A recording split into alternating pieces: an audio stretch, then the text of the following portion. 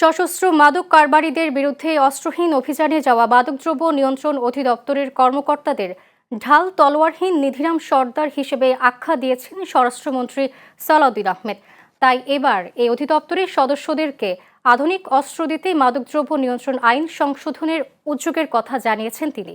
একই সঙ্গে মাদকের মামলার বিচারে প্রয়োজনে ট্রাইব্যুনালের বিধান রাখার পাশাপাশি মাদক শনাক্তে অধিদপ্তরের ডগ স্কোয়াড যুক্ত করার কথাও বলেছেন। তবে মন্ত্রী স্পষ্ট করেন, শুধু আইন প্রয়োগ নয়, মাদক নির্মূলে সমাজের সবাইকে নিয়ে সামাজিক আন্দোলন গড়ে তুলতে হবে।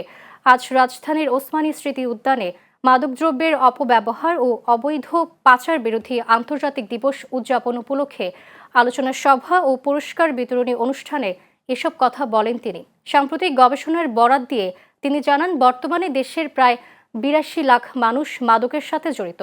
এর আগের দিবসটি উপলক্ষে সকালে মাদকদ্রব্য নিয়ন্ত্রণ অধিদপ্তর সহ বিভিন্ন সামাজিক সংগঠনের উদ্যোগে একটি র্যালি অনুষ্ঠিত হয়। আপনাদের সকলের সহযোগিতা প্রয়োজন।